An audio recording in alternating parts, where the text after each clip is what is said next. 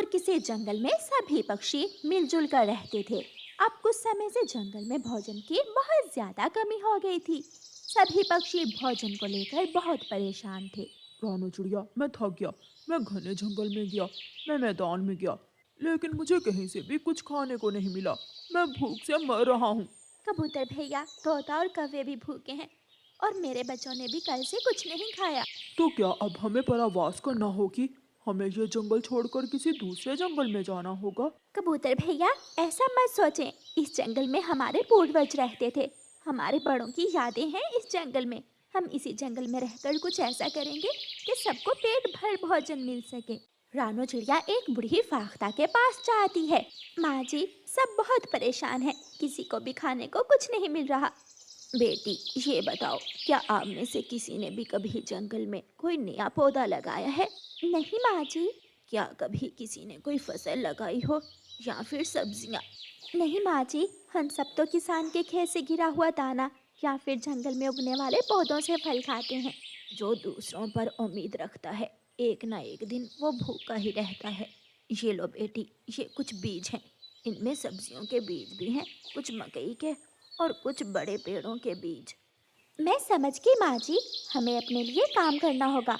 अपने जंगल में अपनी ज़रूरत के अनुसार सब्जियाँ, फसलें और फल उगाना होंगे, ताकि हम न सही, कल हमारी आने वाली नस्लें एक अच्छी ज़िंदगी गुजार सकें।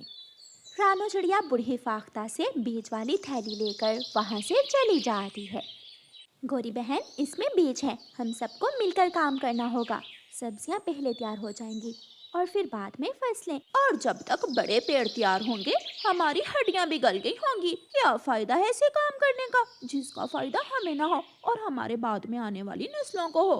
गोरी बहन, अगर यही बात सोचते तो जंगल में कोई काम ना होता। हमें अपनी ज़रूरतों को खुद पूरा करना होगा। हमें अपना भोजन खुद से उगाना होगा। लेकिन गोरी कौवी वहाँ से चली जाती है।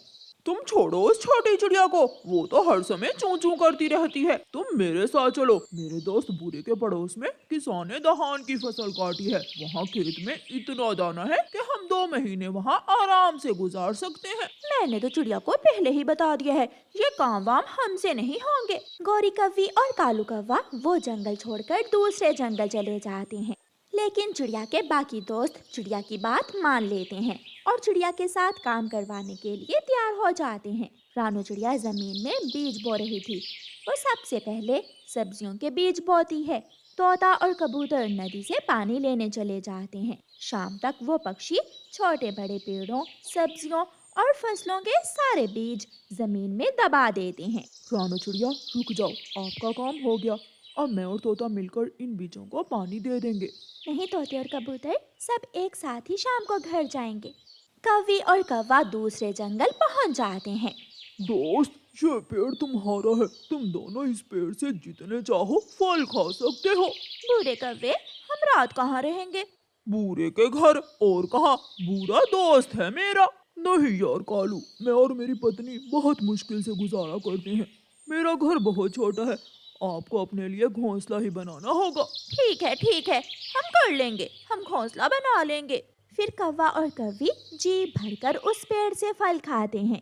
कौन बोए बीज, कौन दे पानी? कौन रखे ध्यान फसलों का।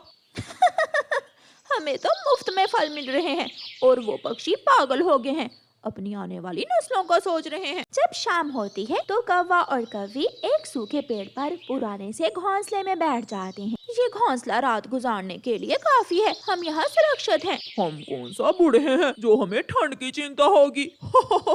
ऐसे ही दिन गुजरते गए। कौवे फल खाते रहे। चिड़िया और उसके दोस्त बहुत मुश्किल से कोई सूखा दाना ढूंढ कर खा लेते, लेकिन वो हिम्मत और मेहनत से काम लेते हैं। उनकी सब्जियां, रंग बिरंगी फसलें और बड़े पेड़ तेजी से बढ़ रहे थे, क्योंकि वो सारे दोस्त सारा दिन खेत में काम करते थे। आहिस्ता आहिस्ता ठंड बढ़ने लगी और कौवों के पेड़ से फल भी कम होने लगे। कालू जी, अब तो इस पेड़ पर 2 ही फल बचे हैं। चिंता ना करो, हम ये 2 फल खाकर मेरे दोस्त बूरे के घर जाते हैं। वो हमें भोजन का कोई दूसरा रास्ता बता देगा।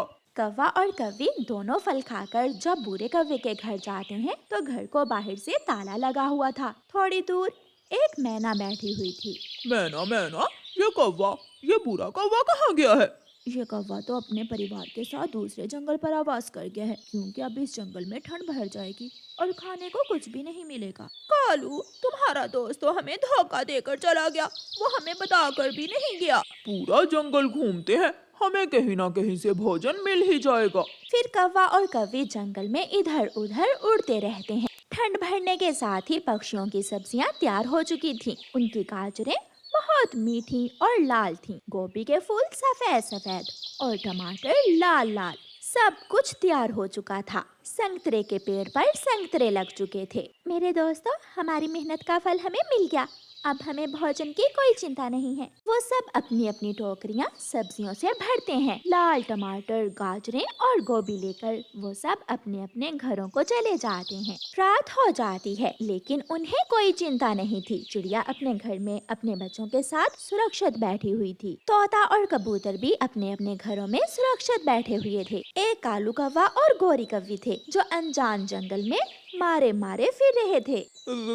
गौरी गौरी, मेरे दांत बज रहे हैं। मैंने तो सोचा था कि इस बार इतनी ठंड नहीं बढ़ेगी। कालू, वो सामने झाड़ियों में जाकर छुप कर बैठ जाते हैं। वो झाड़ियों में जाते हैं, लेकिन झाड़ियों पर ओस का पानी जमा था और ऊपर से हल्की हल्की बर्फ भी गिर रही थी। जब वो पेड़ की खोखर में जाते हैं तो सामने से एक नाग फू करके उन्हें डराता है। सुबह हो जाती है और कालू कौवा बहुत हिम्मत से गोरी के पास जाता है। गौरी, उठ जाओ, उठो गौरी। लेकिन गोरी हिल नहीं रही थी। कालू कौवा जब गोरी को उठाता है तो वो किसी पत्थर की तरह जम चुकी थी। वो पटाख से दूसरी तरफ गिर जाती है। गोरी कौवी मर गई थी। वो ठंड बर्दाश्त ना कर सकी थी, इसलिए वो मर जाती है। कालू कौवा वहाँ बैठकर रोए जा रहा था। उसे अपने दोस्तों की बातें याद आ रही थीं। लेकिन अफसोस, अब पछताए क्या फायदा जब चिड़ियाँ चुग गईं खेत।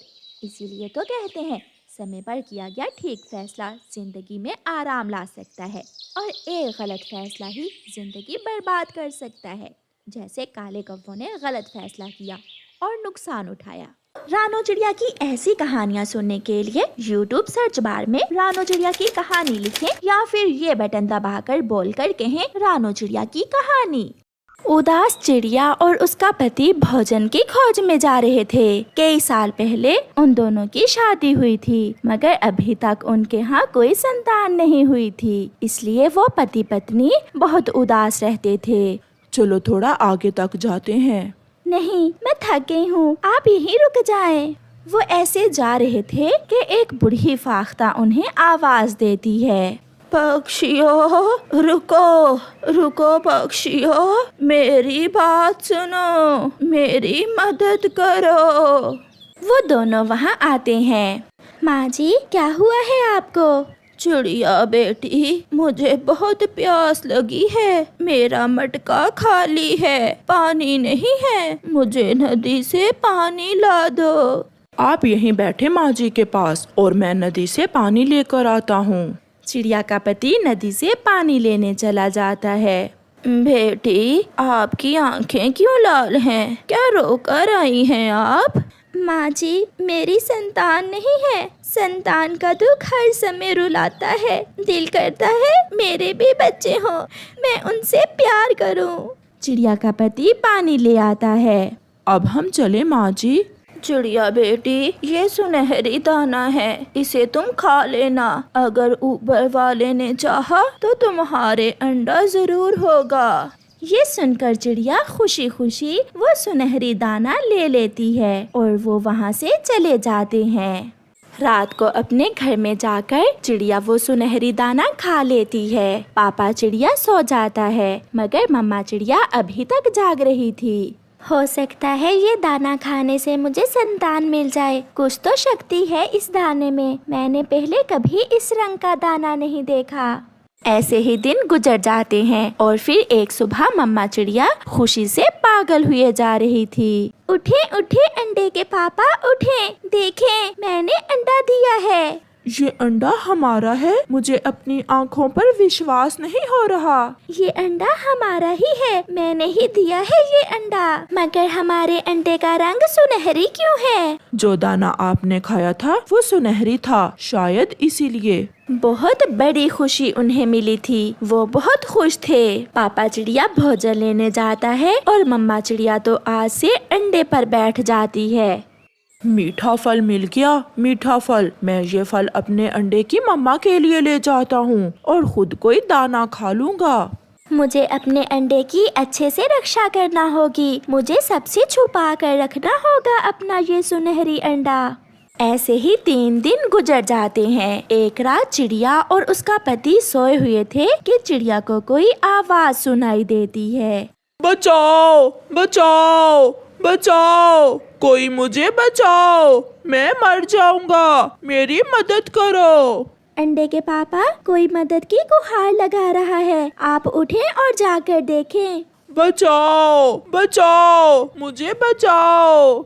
मैं अभी बाहर जाकर देखता हूँ।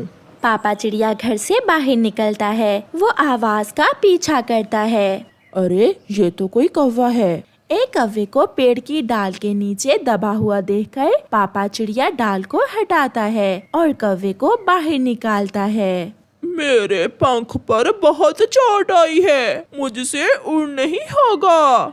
आप चिंता ना करें, आप मेरे साथ मेरे घर चलें। जब आप ठीक हो जाएं तो अपने घर चले जाना।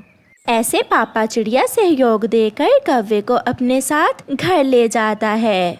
हाय हाय, मर गया, बहुत दर्द हो रहा है। हाय। कौवे को देखकर मम्मा चिड़िया जल्दी से अपना अंडा छुपा लेती है, मगर कौवे ने तो चिड़िया का सुनहरी अंडा देख लिया था। ये अंडा भी अजीब है, ऐसा अंडा पहले कभी नहीं देखा मैंने। फिर कौवा रात वहीं रहता है। पापा चिड़िया ने कौवे के पंख पर पट्टी बांध दी थी। अब कौवा कुछ बेहतर महसूस कर रहा था। सुबह हो जाती है। अब मैं ठीक हूँ, मुझे अब वापस जाना होगा। मेरी पत्नी मेरा इंतजार कर रही होगी। मैं अपने अंडे पर बैठी हुई हूँ, वरना हम आपको छोड़ने आपके साथ जरूर जाते। आपका बहुत धन्यवाद। अगर आप मेरी मदद ना करते तो मैं रात उसी डाल के नीचे दबा दबा मर जाता। फिर वो कौवा वहाँ से चला जाता है।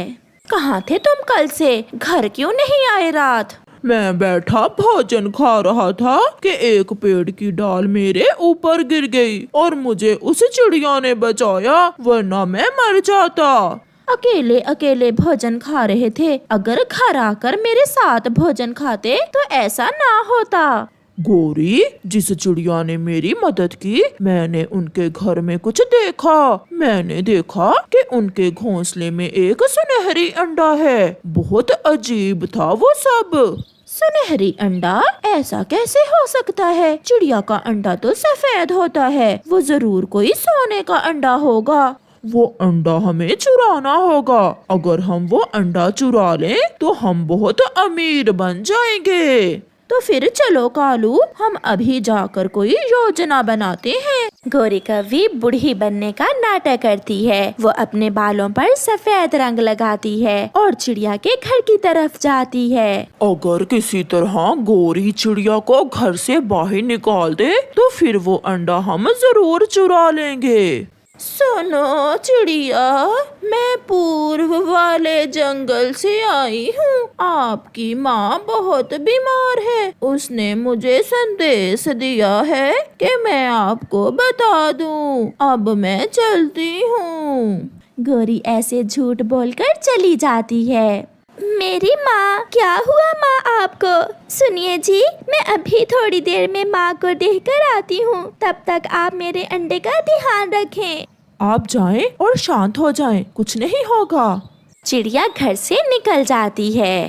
देखा कालू, गोरी ने कैसा चक्कर चलाया। वो गई चिड़िया और अब थोड़ी देर बाद उसका पति किसी न किसी काम से घर से बाहर तो जाएगा ही। काफी देर हो गई पानी पिए, मैं जल्दी से नदी से पानी पी कर आता हूँ। पापा चिड़िया ऐसे नदी से पानी पीने चला जाता है। कौवे ये देखकर बहुत खुश होते हैं और वो दोनों चिड़िया के घर की तरफ बढ़ते हैं। दुष्ट कौवो, भाग जाओ यहाँ से। तुम यहाँ क्या कर रहे हो? जिस थाली में खाया उसी में छेद कर रहे हो। तुम पर नेकी की, तुम्हारी जान बचाई और तुम हमारा ही अंडा चुराने आ गए। मगर चिड़िया, तुम तो अपनी माँ की तरफ चली गई थी। मैं माँ हूँ अपने अंडे की, और एक माँ का दिल सब जान लेता है। मैं रास्ते से ही वापस आ गई थी। पापा चिड़िया भी आ जाता है और वो दोनों मार मार कर कौवों को अपने घर से भगा देते हैं। और कुछ दिनों बाद उनके सुनहरी अंडे से एक सुंदर सा बेटा निकलता है और उन्हें दुनिया की हर खुशी मिल जाती है। प्यारे दोस्तों, इस कहानी से हमें सीख मिलती है कि मुश्किल समय में दूसरों की मदद जरूर करें, मगर कभी भी किसी पर अंधा विश्वास ना करें। आपका धन्यवाद।